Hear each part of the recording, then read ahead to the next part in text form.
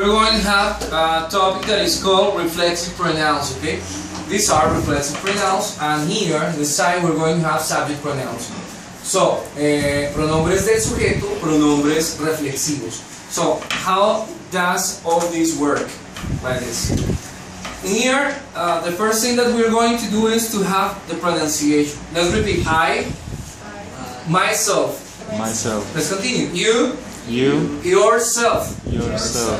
He. Himself. She. You have to keep your teeth slightly separated, like this. She. You don't say she, but she. All right. Let's repeat again. She. Herself. Itself. We. Ourselves. You. Yourselves. They. Themselves. Alright, in here I have to explain some things. Aquí voy a tener que explicar algunas cosas, alright? So, the first thing that I'm going to explain, la primera cosa que voy a explicar, is the meaning of the word self. Self into Spanish is mismo. Repeat, self. Mismo, alright? So, for example, if in Spanish we have a word like autorretrato, in English it is going to be self-portrait. Repeat, self-portrait. In that order of ideas, here is yo mismo, tú mismo, él mismo, ella misma y ello mismo. Alright? Then, do you remember that in the third level, we learned how to turn the singular into plural, and we had several rules. And there was a rule which said, for example, for this word, knife. What is knife? Cuchillo o navaja. So how would you say cuchillos or navajas? Knives. Okay? So all that you have to do is to turn this F into a V and then add ES. Let's talk about other words. For example, estante o repisa. How do you say that in English? You say it shelf. So how do you say estantes or repisas? Shelves. Very good, correct. Shelves. And it is going to work the same in here. In order to say nosotros mismos, so ourselves. Repeat, ourselves. Yourselves. Themselves. Acá es donde debatimos en la metodología de Global World el hecho de que algunos docentes no utilizan dos veces el you. Acá ustedes pueden cerciorarse de que son palabras totalmente diferentes. They are two absolutely different words. So that's why you have to use second person of singular and second person of plural. Alright? So let's repeat. Yourself. Yourselves. It's absolutely different.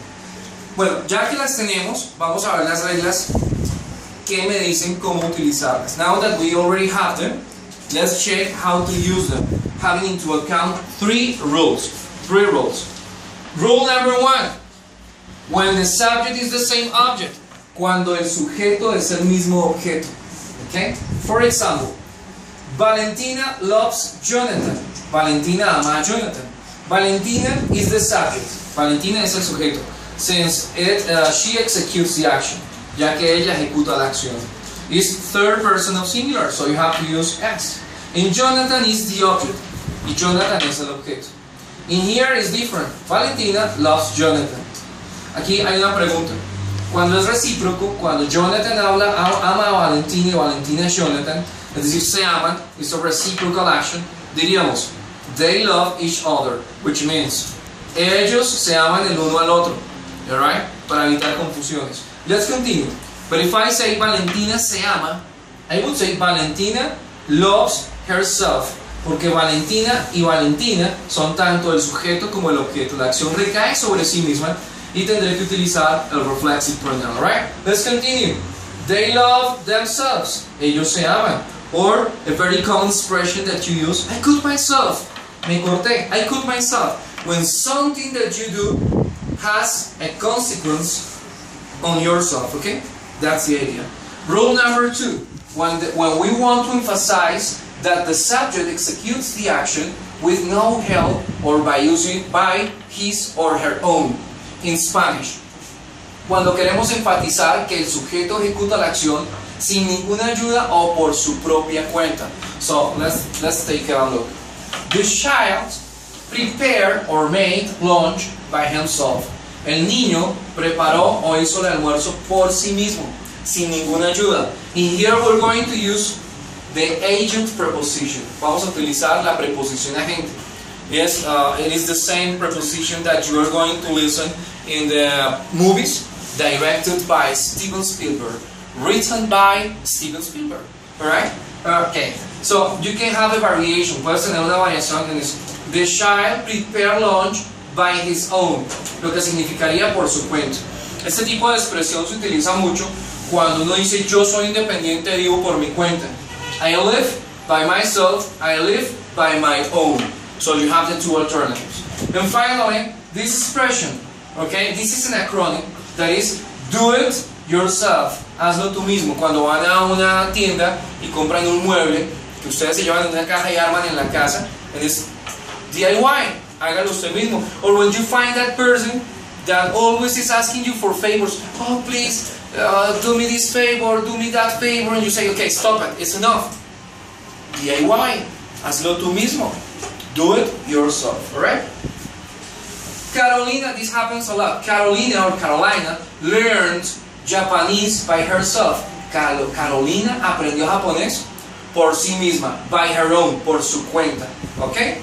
And let's go for rule number 3, for the last rule, okay? When we want to emphasize that the subject executes the action in person. Cuando queremos enfatizar que el sujeto ejecuta la acción en persona. Es el equivalente a decir, me encontré al mismísimo Juan Pablo. Alright? O eso me lo dijo la mismísima Natalia. Alright? So, the president himself, el mismísimo presidente, invited me to his house. El mismísimo presidente me invitó a su casa. I kissed the queen herself. Besé a la mismísima reina. She talked to the Pope himself. Ella le habló al mismísimo Papa. Alright? You thought I was going to say all the things. So that's it, okay? Reflexive pronouns. Study them.